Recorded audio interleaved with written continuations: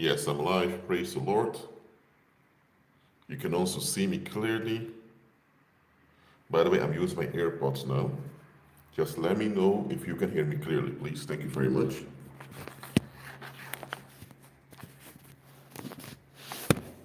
Hold on, let me wait.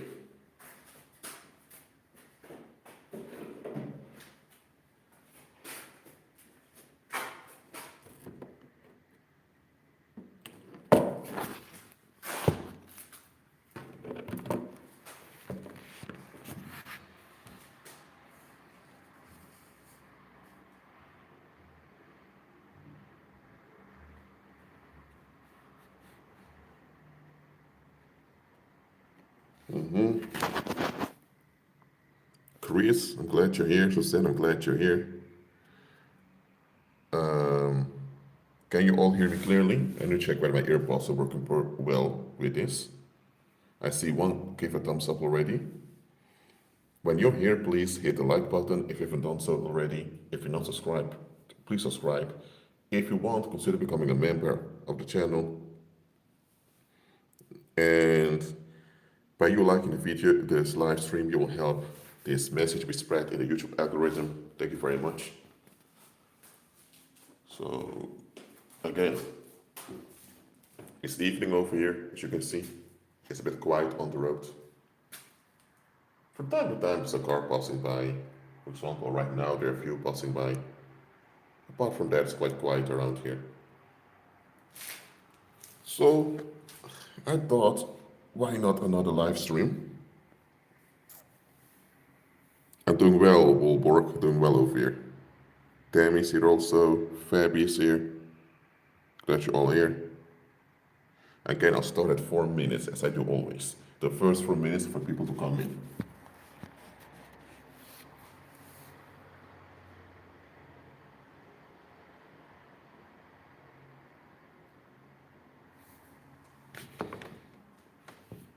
Or you can see my mirror reflection over here, but anyway. Let's see how I can put a scan phone so you can see me more directly. It's not the 4th minute yet, so I still have time.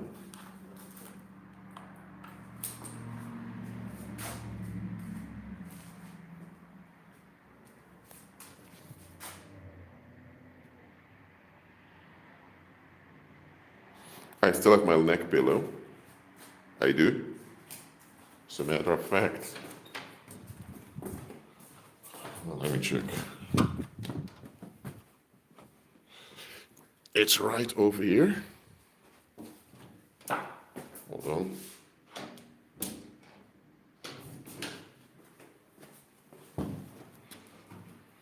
So right over here.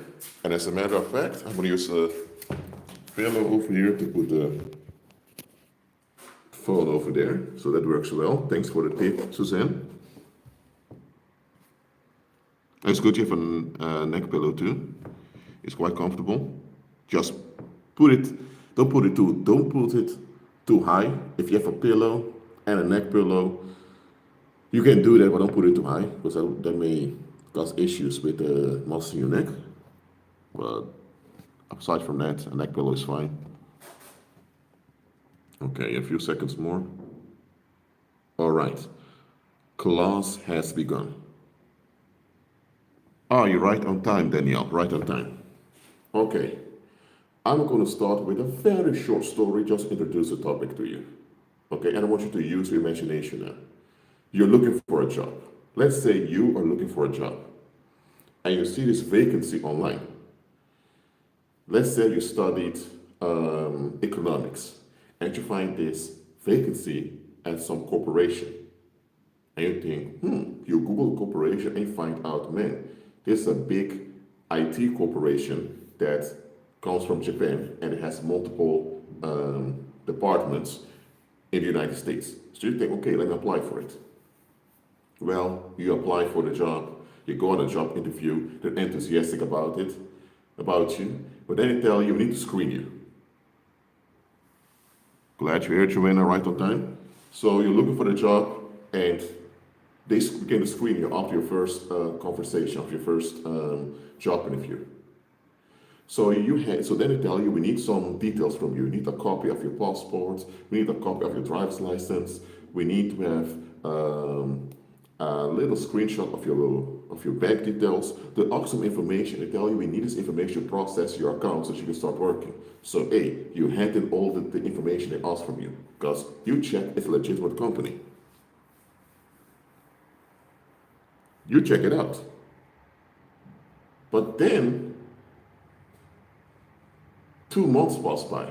You're nothing from them. You keep calling them, but keep coming with excuses. But then one day you realize, man, I can't keep doing this. It's been almost 2.5 months. I need to get I need to get a job by now because bills need to be paid. So eventually you're disappointed. And you just look for another job that pays just so you can pay the rent.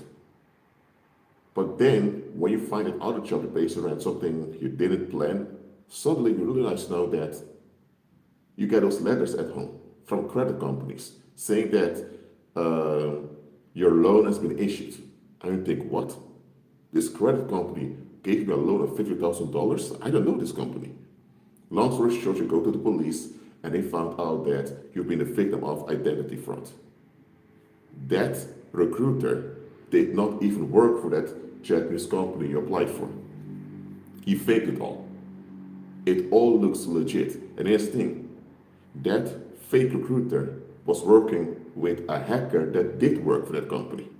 So there were employees within the Japanese company together with criminals outside that were scamming people. You became one of them. So to you, it appeared like a real job interview. You handed in the details, thought, man, very soon I can work after the screening. The screening never completed because there was no screening. The only thing that happened was you handed in information they used to open bank accounts on your name, to take loans on your name, and now over $2 million in credit was opened on your name, and now the con artists were also scam artists. They swindled you, and now you have a $2 million debt that you didn't do. And even if you go to the courthouse to get a rectification, those $2 million are still taken under your name. So now other credit companies are very wary of giving you a loan or whatever. Now, what if this happened to you? You'd be quite upset. You'll feel taken advantage of for 2.5 months. You invest, think I'm going to get this job. It didn't happen. It was first disappointment. Then finally, when you begin to recover from this disappointment, now you were hit with something else. Now you have after effects happening to you. Now you find out that the recruiter wasn't even a recruiter. He was just a con artist who also scammed you. So he's both a con artist by let you think he could be part of this big company, and he's a scam artist because he swindled you out of cash without you being aware of it. So now you find out that this fraud also caused you financial harm in the long run. So now you're dealing with the after effect of being entangled with that recruiter but getting a job that didn't even exist. Now, this is an example of being conned and scammed at the same time. Now, why did I use this example? You just think about it. When you have been conned, I'm not focusing on the scam part, man, money's been taken from you. When you've been conned, when you've been tricked to emotionally and mentally invest in something, and later you find out the hard way, and there is no polite and easy way to find out about this. You find out sooner or later, but often soon, that what you emotionally and mentally invest in either did not exist or is not what you were told it was. That's a type of pain, that's a type of hurt that goes quite deep. If someone just robbed you by scamming you, you would say, hey, it's just money. Eventually, you will, even if it's your savings that you work a lot for, think, hey, it's gone, you need to move on and live. You can distance yourself from it easily because it's just paper at the end of the day. But if something requires your emotional and psychological investment, what will happen is that you begin to identify yourself with the thing you invest in, because that happens to human beings. When we emotionally and psychologically invest in something, we become part of the thing we invest in. And if the thing that we invest in ends up not being true or non-existent, it feels as if we don't exist. Because it's not It's not possible to see yourself as separate from the thing you invest in. Let me repeat it one more time. It is not possible to see yourself as separate from the thing you invest in. That thing you invest in shapes you. So you become an extension of what you invest in. So if you hang out with broke people, those broke people have a poverty mindset. Eventually, you get attached to their company, so you begin to develop poverty thinking, and because of that, you become a poor person. So eventually, you will have more financial difficulty than you otherwise wouldn't have. Why? Because your investment in those broke people's mindset, you don't have to agree with their mindset, but the fact that you keep yourself in their company over and over again, you are investing in what they stand for. And it becomes part of you, and you become part of it. That's how it works. So it cannot happen. It is impossible for a human being to invest psychologically and emotionally into something or someone without them on a psychic level becoming part of that thing. And that thing become parts of them. Why do you think that if you find out that someone close to you, let's say a cousin or another relative, was talking bad behind your back? If it's some colleague at work talking bad behind your back, you think, oh well, guess he's a snake. You can shake it off easily. But if it's a close relative, someone you've been invested in for years does it, it goes quite deep. Even though your cousin or the individual that talk bad behind you, if it's all on them, it's not on you, you're still going to feel as if there's something wrong with you. Because again, whenever you invest psychologically and emotionally, you cannot differentiate between you and it, or you and them.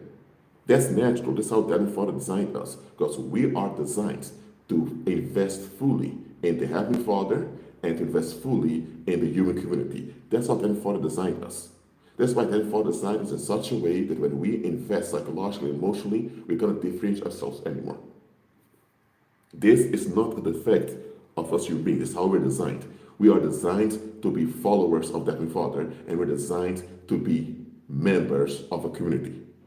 And that's how you became, this is how all human beings are socialized. When you were born as a little baby, because everyone is born as a baby, nobody's born as an adult. When you came in the world as a baby, you psychologically and emotionally invested in imitating people around you. That's how you learned your native language. That's how you learned your first name. Your first name is just an agreement people had towards you, and you internalized it. So all human beings invest psychologically and emotionally. All human beings do. That's how we're built as social creatures. We invest psychologically and emotionally. That's how it is. Every anthropologist knows this.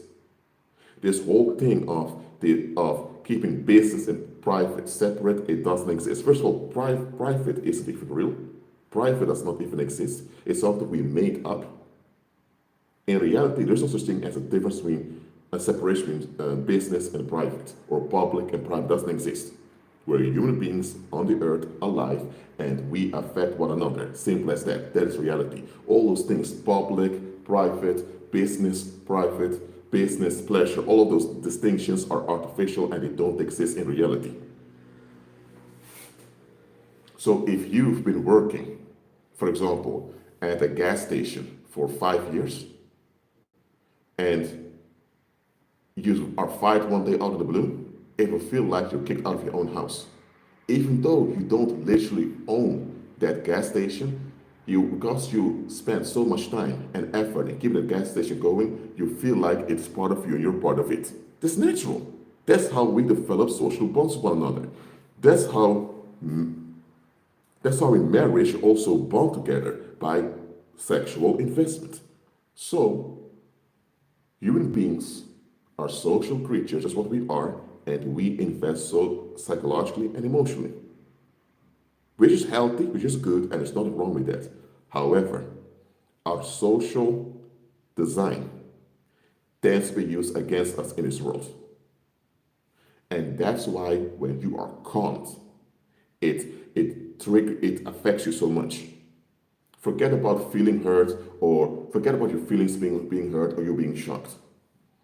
Another long-term effect that will haunt you when you've been conned by someone or by the people around you is that you will doubt yourself. You will doubt your own worth. Another thing of that is that you are going to perceive the one that violated you as someone important. Because remember, when you've been conned, you're being psychologically wounded. And when you're psychologically wounded, you don't think clearly. So you begin to doubt your own worth as a human being, and the one that caused you the injury by their wrong conduct,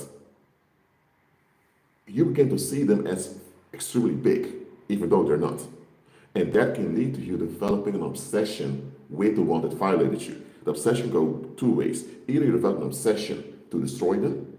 This is when people become stalkers, they become envious, jealous, or they become they go with a filled with revenge. Or you can develop this weird admiration in which you don't value yourself at all, and you see them as the necessity for your value. And repeat this after me. I want to repeat it in the live chat. There are two ways you can be obsessed with those who violated you. One is by being obsessed with taking them out. That's how people become stalkers, they become envious, jealous, or filled with revenge. And the other way is that because you doubt your own self-worth, you begin to see them as the ingredient for your self-worth. So that's what they call the Stockholm Syndrome.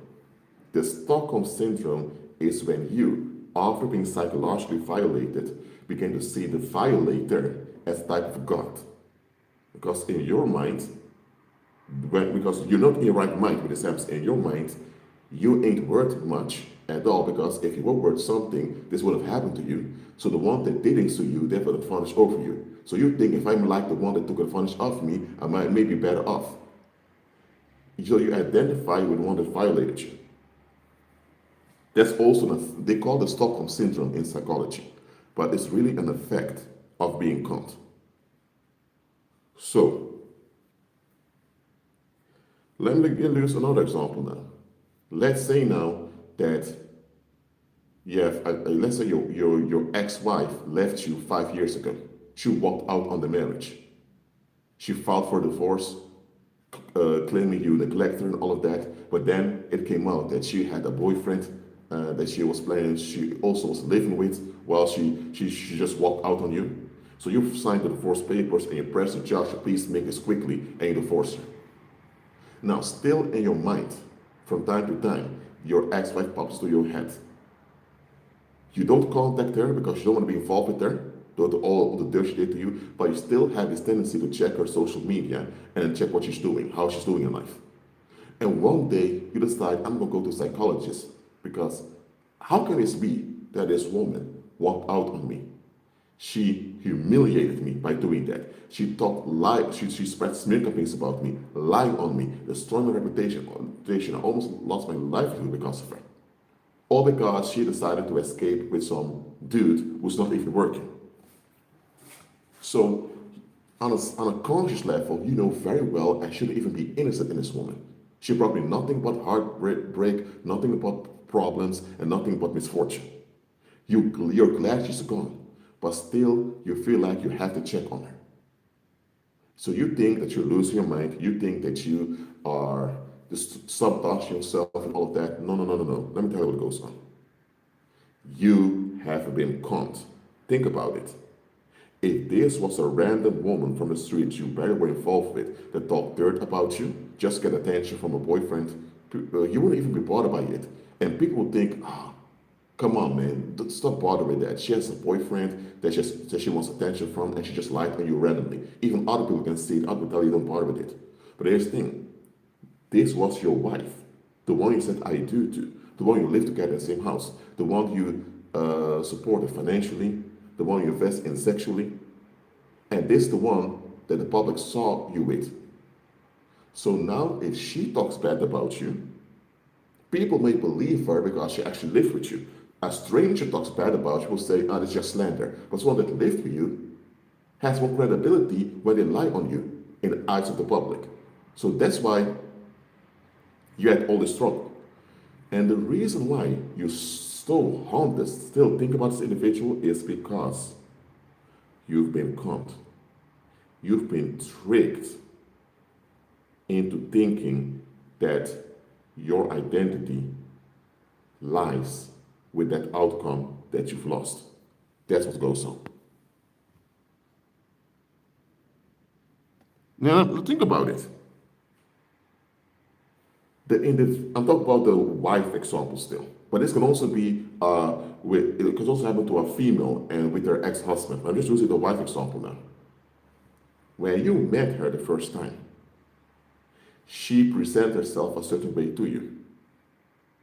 Maybe she didn't even answer your text messages all the time because she said, I'm busy and busy. So you thought, this woman's onto something because she's not on social media all the time. She projected something onto you that matched your own values. Why? Because she knew you're onto that. So she projected it to you. And because you perceived that projection, not knowing it was just an act, you thought it was the real her. So you thought, I find something good. So you invested in that good outcome. And when the good outcome played out, you thought, I'm in. So you thought, hey, I'm a married man now. And this is a good wife I found. You told everyone the type of good woman she is. And now to find out that it was all an act, and all those years you lived with her were actually you were taken advantage of, and now she's having a great time with another guy who didn't invest much in her. She divorced you and took money from you that you worked for, she's spending on another guy now. And what does it do to you? In your mind you say, good, she's gone. But on an emotional level, you still need to recover from the fact that your self-worth has been under attack. Because when someone cons you, listen, when someone cons you, they're attacking your self-worth. That's what they're doing. They're not attacking your self-worth by calling you names. Because someone can call you, oh, you're ugly, you're a piece of shit, you are losers, that eventually you will think, why did you call me dirty names? So it's like you are so insecure that you have to see me in naked daylight. So when people keep calling you dirty names, as an adult you may think, please, stop being so ridiculous. Even children that bully don't go this far. So if this was just calling you dirty names, you would think, get away. But if you've been involved in something voluntarily, or if you're pushed to involve yourself in something that you perceive as worthwhile, and then it ends up not being worthwhile at all, you're going to think, how come I didn't see this? How come I didn't notice the red flags? Or here's the worst part. It can also be that the people around you notice red flags, but they didn't tell you because they don't want to be involved. So now you also feel betrayed by people around you. And it's just a feeling you have been betrayed by people around you. So all of this is an assault on your self-worth. So what you need to do is admit that you've been conned. If it's the ex-wife, stop being so upset with how she cheated on you, how she lied about you, how she took your money, how she wasted years of life. Stop talking about those things that happened because they happened. You're going to change that. You know you're going to change it. And you don't even want to think about it, but those things keep coming up. It's not that you have not forgiven her. It's that you're not recovered from what happened to you. This is what you need to understand. Forgiveness does not undo the injury. Forgiveness is you admitting what happened, surrendering to the fact that you can't change the past, and admitting that you can't control the outcomes of what happened to you. That's what forgiveness is. Forgiveness also means you admit, you know what, I'm still alive, so there are options for better. Let me go for better. Let me focus on that. So forgiveness is a pro-life attitude in which you decide, life is worth it. I'm going to keep continue to live no matter what. If I have to live If continuing living means I need to be away from certain people, so be it. So forgiveness is healthy, forgiveness is good. But forgiveness is just your pro-life attitude that benefits you in the long run. But forgiveness is not a magical tool that undoes the injury done to you. And that's what a lot of people don't understand. People think that when they forgive, suddenly the injury is gone. Suddenly the effects of the injury are gone too. No, no, no, no. If you walk down the street and someone stabs you, you have to go to the hospital to get surgery. And you have to recover in the hospital, maybe 2 or 3 months, or maybe even more. During those 2 or 3 months, you lost your job. You may have lost your house. So you had to start all over financially. During those 2 or 3 months, some of your friends moved on, or your boyfriend, girlfriend, or wife, or husband may have cheated on you. So here's the thing, the individual stabbed you, didn't cause all the other things to happen to you, but them stabbing you put you in such a predicament that a lot of other things went wrong in your life. So all the other bad things happened were not done when the individual stabbed you. They just initiated all the other bad stuff. Now, let's say you forgive the one that stabbed you. You have to. You've still been stabbed. As long as you're alive, you will have some scar of the surgery. And there may be some neurological, there may be some nerve damage that you need to live with. Now, the nerve damage may heal, but still is healed. There's still a scar over there. So on a physical, biological level, your body will be a testimony, that you've been stabbed physically. You forgive an individual does not undo being stabbed. It doesn't work that way. I mean, if you have if your son has been sexually molested by some predator, let's say you forgive the man and your son forgive the man also later in life. Your son still needs to go into therapy for years to deal with what happened to him. Forgiveness is about you not being further harmed psychologically by what happened to you. But forgiveness does not undo the injury. Now you can overcome the injury, but that's going to be a whole journey and a process in itself. So if you still find yourself overthinking about bad things that happened to you, or overthinking about certain people that neglected you, whatever, it's not that you haven't moved on. You did move on because you walked away from those people, or they walked out on you and you let them go. You did move on. But there's the thing. It can be that some of the effects of what happened to you still need to be dealt with. Do you follow me now? So, as believers, we need to understand. We are born again human beings. So we're still human beings. We're not lost human beings, we're redeemed human beings, but we're still human beings. We're not deities. Okay? We are still vulnerable creatures. So also on a psychological level, you can be injured. Now, as a believer, walk in the power when the injury, you can be ahead of it by being aware, and if the injury happens, the resurrection power will benefit you in recovering quickly. That's true. However, if you end up being injured as a believer, don't think that just because you're a believer with the Holy Spirit that you don't have to go through counseling and the grieving process. And that's another delusion that a lot of churchgoers have. A lot of churchgoers think that just because they are believers, now most of them aren't even believers, just churchgoers, but there's this deception out there that church taught many of you, that because you're a believer, you don't have to go through the grieving, mourning, and recovery process. Now listen, when you have been conned by someone, it's like hearing that a loved one passed away. Let me tell you who passed away. A version of you passed away. Maybe before you were conned by this individual, by this group of people, or before you realized you were conned, you were quite open and generous to people. But now you realize you were taken advantage of, now you're not that generous anymore. You do want to be generous to other people, but you realize, man, this generosity got me in trouble. No, it's not the generosity that got you in trouble. It's the community, it's the people around you that got you in trouble. Because if you're generous, but people don't look after you, you can be taken advantage of. But because you are the one with the injury, it's easier for you to look for the fault within yourself than that manage or just taken advantage of. And here's the thing: when you have been conned, it's you didn't con yourself, others conned you. And the con man or con woman also had collaborators that allowed it to happen to you. They did. So you need to admit you've been conned. You need to admit it. So you need to admit it's not your fault. And most likely there's nothing you could have done about it anyway. If you were in a psychologically bad state that you couldn't help yourself, then that's why you're a community creature. The community should have looked after you.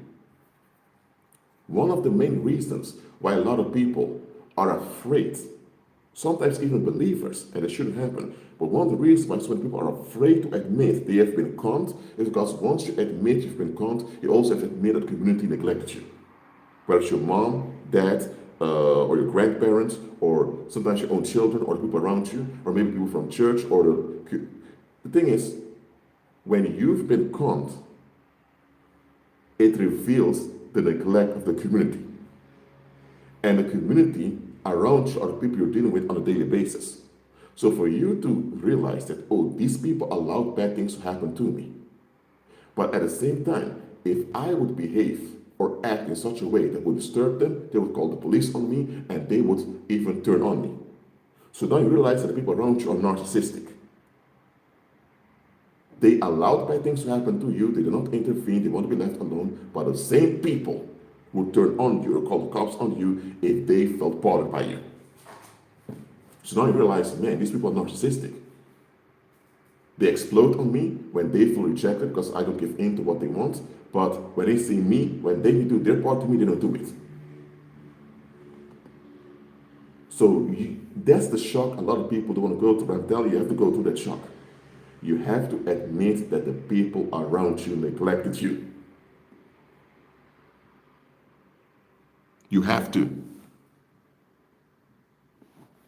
It's by you accepting this fact that you now can grieve properly. Yes, you have to mourn and grieve about the fact that the community around you neglected you.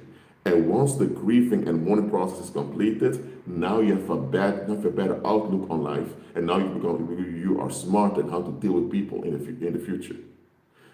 The issue with a lot of people is once they find out they have been conned, they become upset with the fact that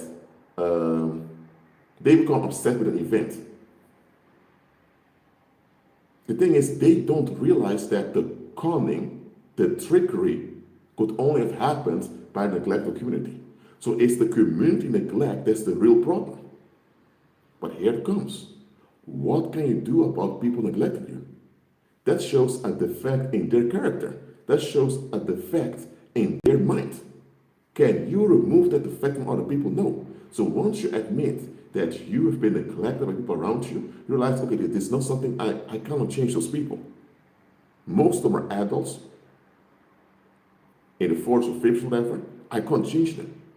So because you can't change them, and you can clearly see it's very unlikely they're going to admit, neglect you, and become better towards you, you realize that as long as you have to deal with those people, it will likely happen again. And a lot of those people are not going to be sorry because they don't even want to admit they did you dirty by neglecting you. And even if they admit to themselves they were dirty, they're not going to apologize, or they will always try to put the blame on you.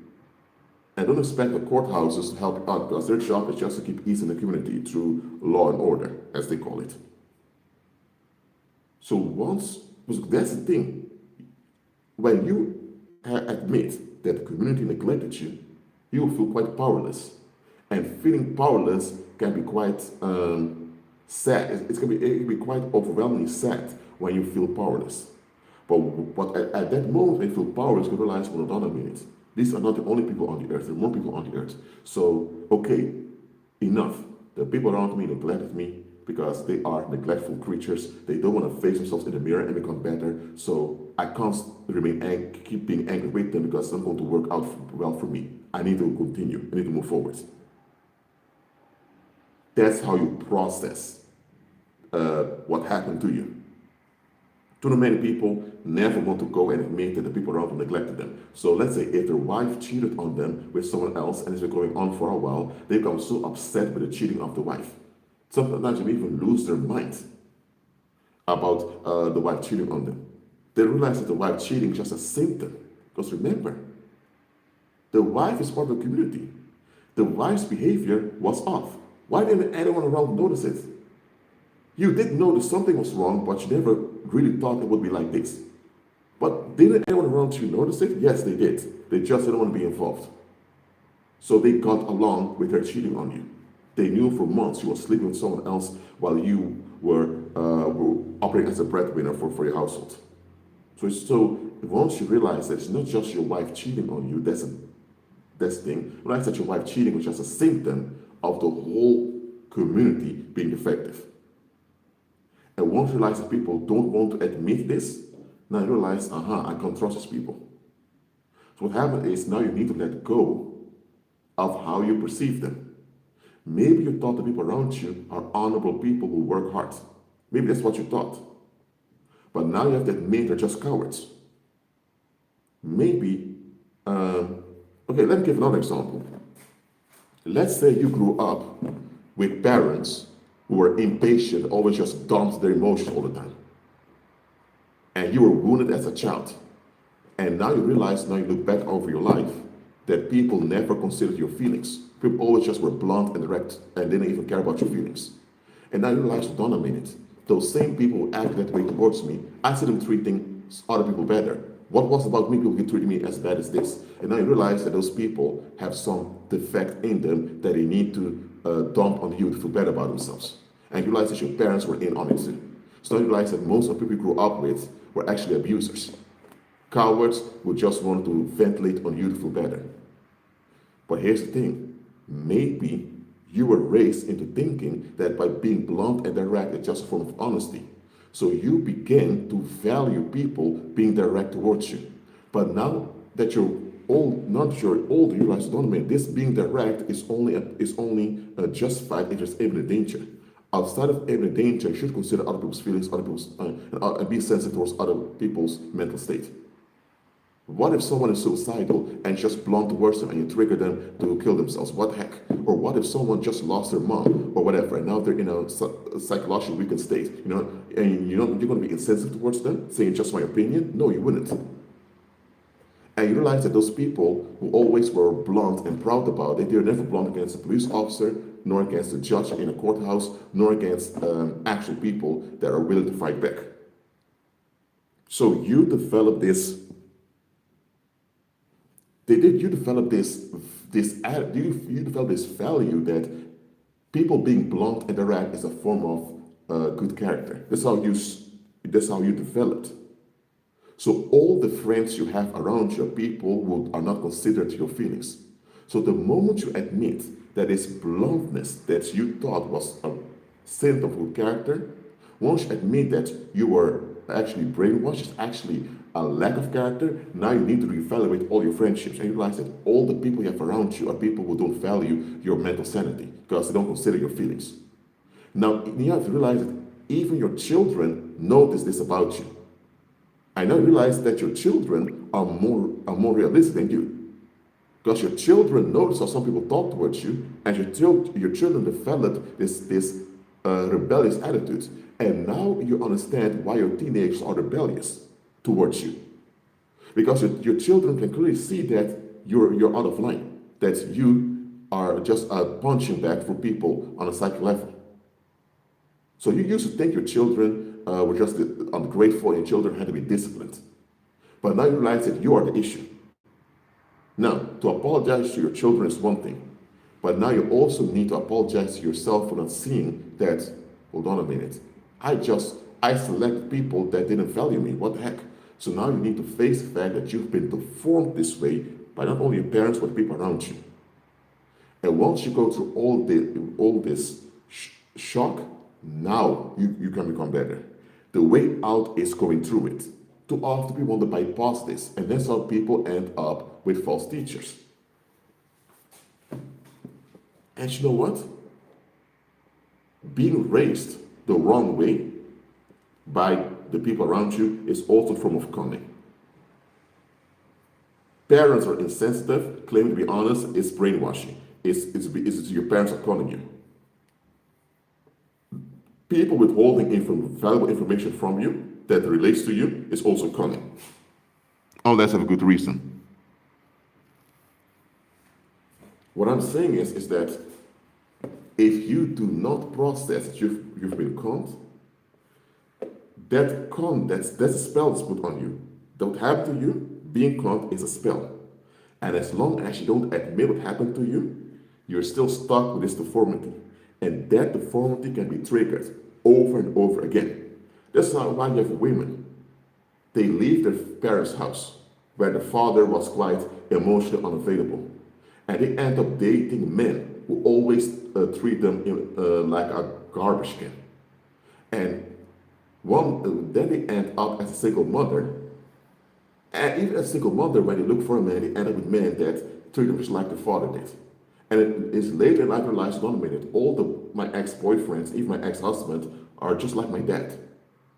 Why? Because she never realized that she was conned into giving honor to this dishonorable creature. Her father was a dishonorable creature that should never gotten any honor. But the people from church, as well as society, told her, it's your father, you need to honor him. Yeah, even though he may be out of his mind, he's still your dad. People brainwashed her and bullied her and blackmailed her into honoring her father. So when she left her parents' house, she never faced that she was conned by the community. And her not facing this meant she remained deformed. And this deformity is what predators saw in her. That's why all those narcissistic ex-boyfriends felt attracted to her. Because she was an easy meat. She was an easy prey. Now, is it her fault for being deformed? No. But it is on her to face what happened to her and now to look for a way out.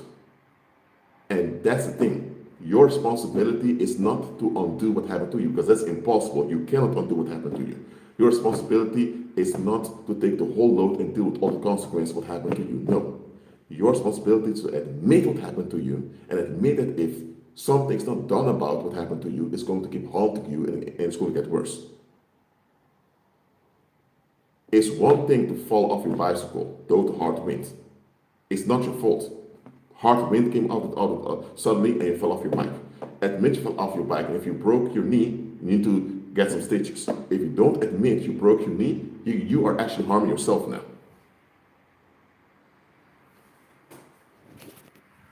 Mm-hmm.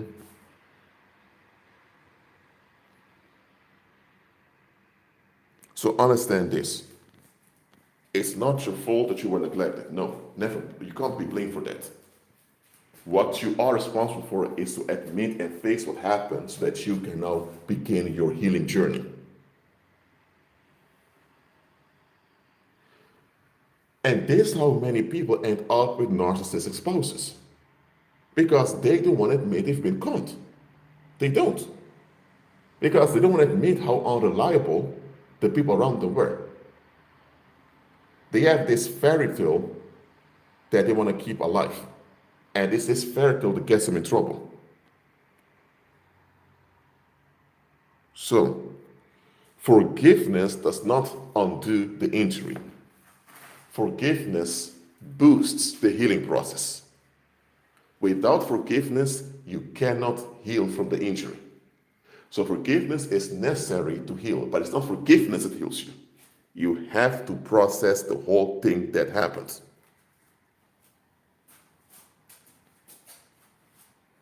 And the worst thing is, what if you collaborated against someone else because you thought someone else was guilty while they were not? Some people feel guilty about collaborating against someone else. Okay, it was wrong for you to collaborate with someone else, but hey, you can't undo your collaboration. The only thing you can do is submit to Christ, receive His forgiveness, forgive yourself, and also forgive the people that deformed you, and also see yourself as valuable in moving forward. That's what you do.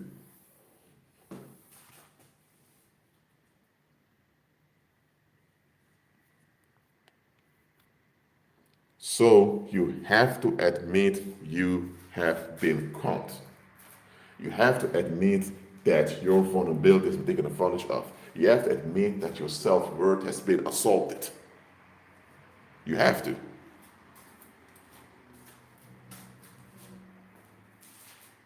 Because I can guarantee you one thing. If you don't admit the full history of what happened to you, I'm not telling you to tell everyone about what happened to you, because that can get you in trouble. I'm saying if you don't admit yourself fully what happened to you remain deformed. For example, if you fell on your knee, due to some hard wind, it's not your fault. If you're riding a bicycle, due to some hard wind, you fall on your knee, it's not your fault. But if you don't get stitched for that knee is going to develop pus, it's going to develop infections, it's going to be quite bad. You hear me? If you've been stabbed suddenly in the streets and you don't go to the hospital to get surgery, you may bleed to death. You hear me? So, I'm not talking about physical injuries now, because physical injuries can also be one of the things that were done to you. I'm saying when you've been conned by the community, if you don't admit the full history, that there were unstable creatures that took advantage of you to relieve themselves, if you don't face that, you remain deformed. And the longer you remain deformed, the more difficult it's going to be for you to process things. Now, you can still process things, but the longer you remain deformed, the more difficult, more painful it's going to be.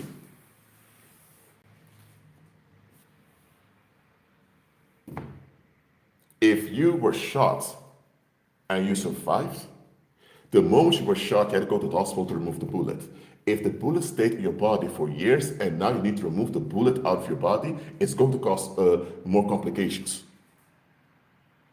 Especially if the bullet hit you in a bone and the bone grew around the bullet. Now you need to break a little bit of the bone to get the bullet out. So the quicker you face what fully happened to you and you begin to grieve, mourn about it, the quicker you process it and the better off you are.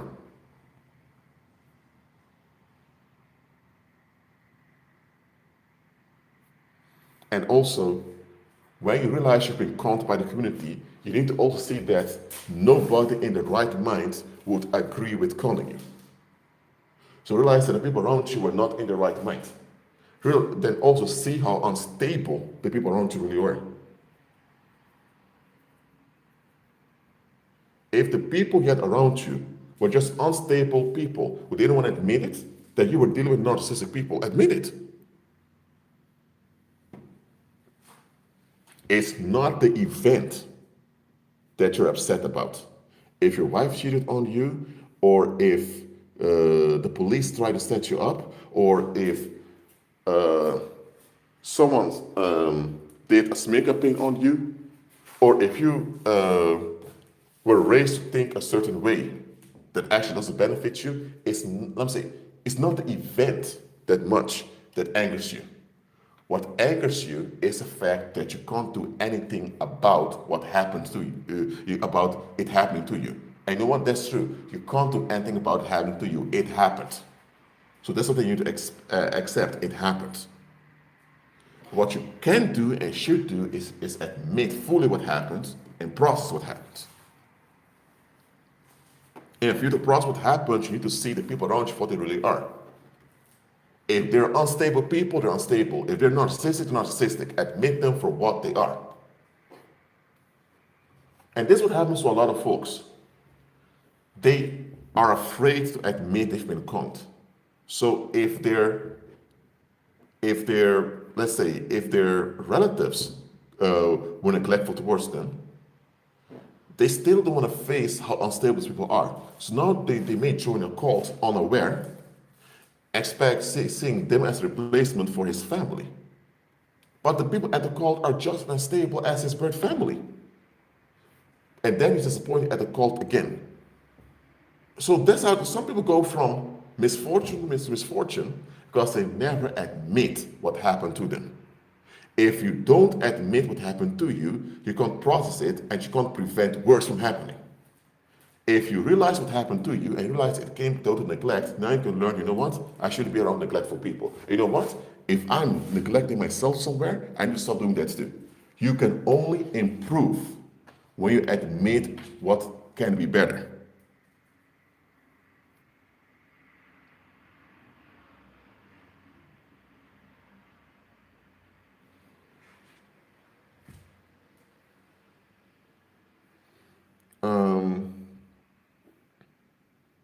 RA, can you please email me so that I can understand your question much better? Thank you. But the thing is, if you don't admit what should be better, you cannot improve. Improvement means something becomes better. But if you don't admit that something should become better, then you're not motivated to improve. You cannot even improve unless you admit that the present should be better. So, you cannot rush anyone else's healing. You can't do that.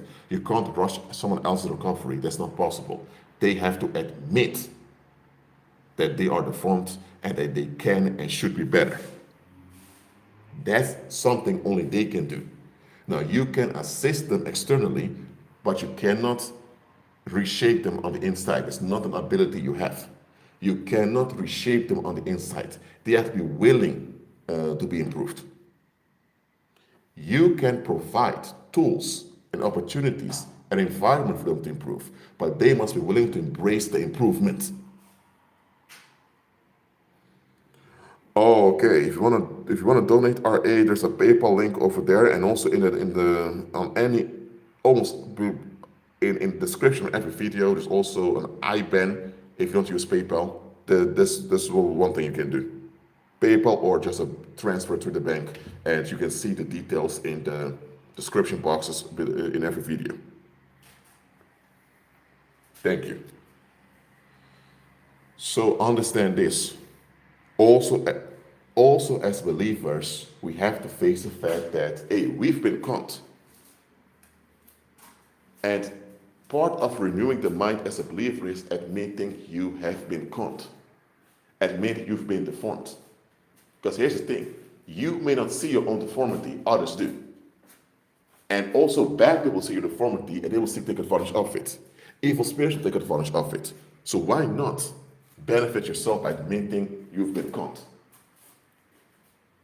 Admit that you've been conned is actually a sign of strength. Because that means you're willing to let go of what never existed. Oh, let me say it.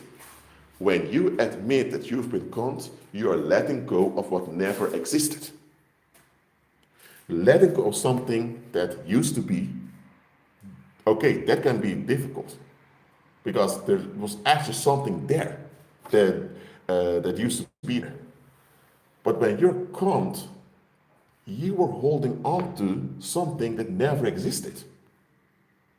And that's why now you are so confused about the whole situation because that thing never existed.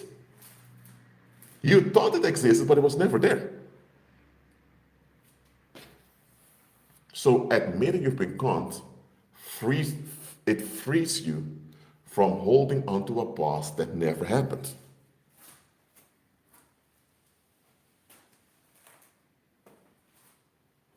And that's the thing. This happens to worldlings all the time. Worldlings often, they hold onto a past that never happened. That's why worldlings tend to hold on to all types of weird traditions. Think about the Santa Claus celebration, okay?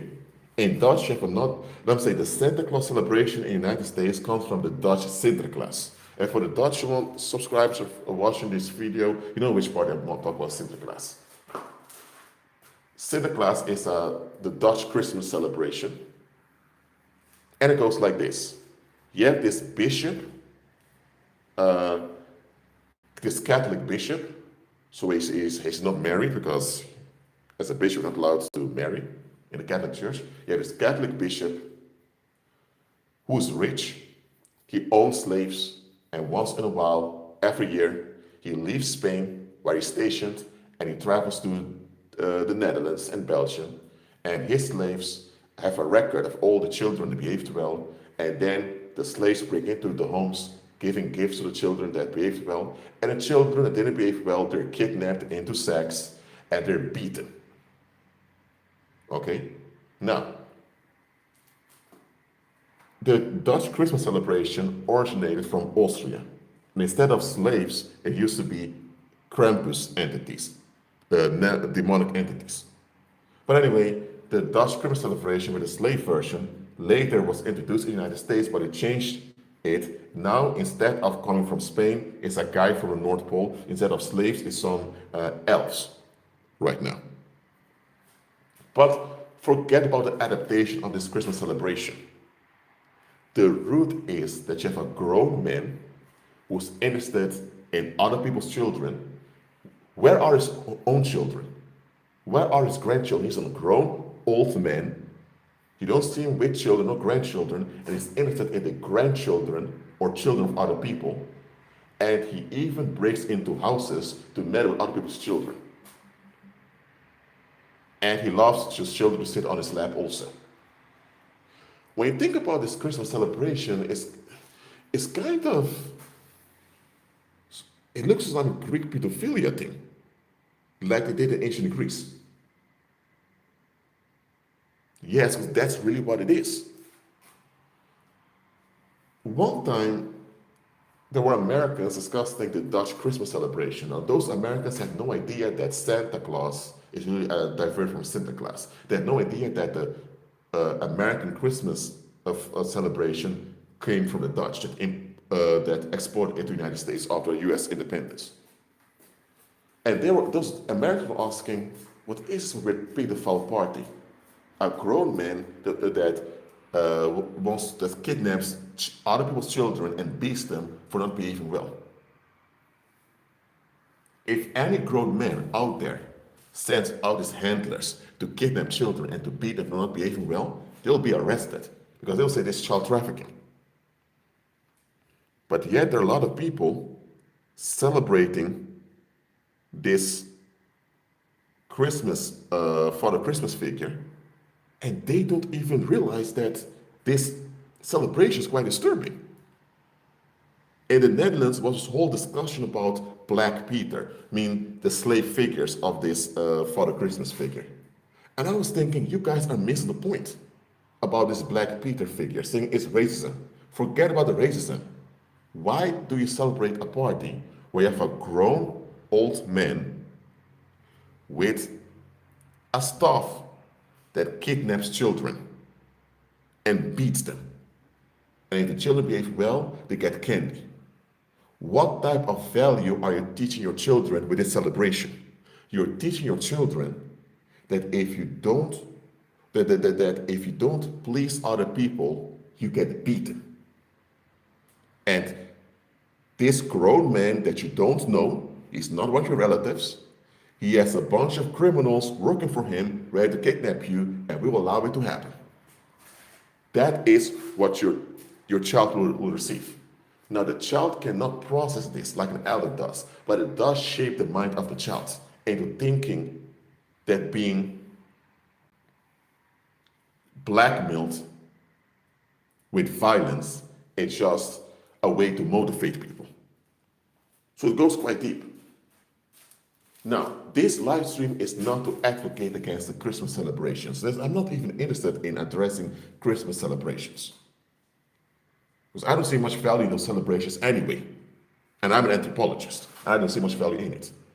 I'm just pointing out is that there are certain traditions that worldlings hold on to because they just don't see how deformed they are. By the way, do you understand the example I used of the Christmas celebrations? Let me know in the live chat, please. Let me know. Let me know.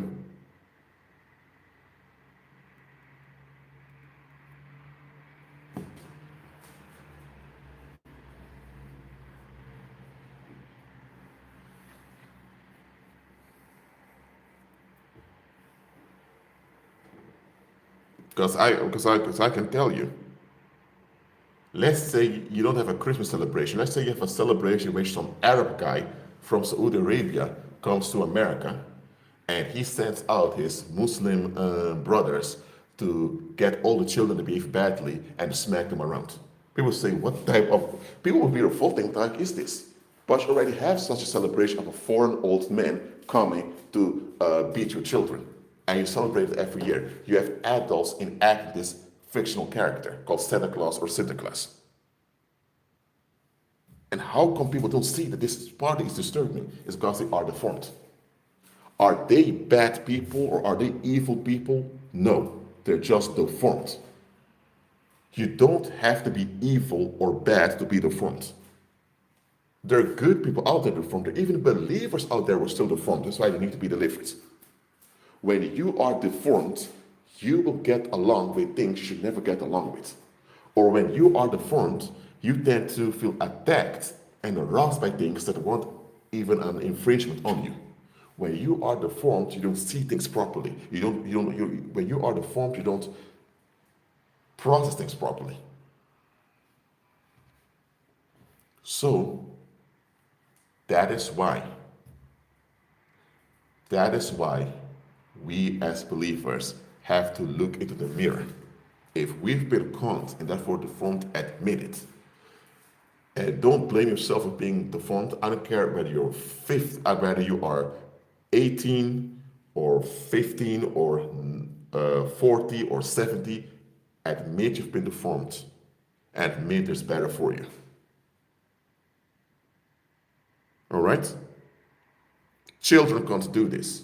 Once you're in your late teens, heading towards adulthood, you're able to do this. So you should be doing it also. All right? So, that was a live stream. Thank you all for being here. And Joanna, I'm going to give you a quick call after this, very briefly. Thanks for being here. For those who want to donate to the ministry, you can do it through PayPal or through the Revolut account. You find the details in the description of my videos. And if you have any questions about this topic, please let me know now. I'll stay here for a little while to answer questions if I get any.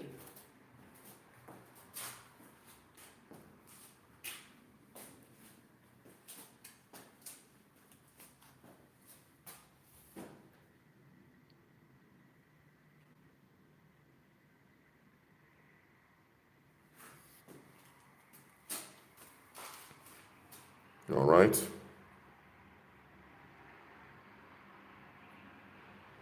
All right. Mick Bale's telling the truth over here. Pagan no, but worldly people just don't want to accept the con. True. All right. Thank you all for being here. Keep agreeing with Christ. Remember, fix yourself.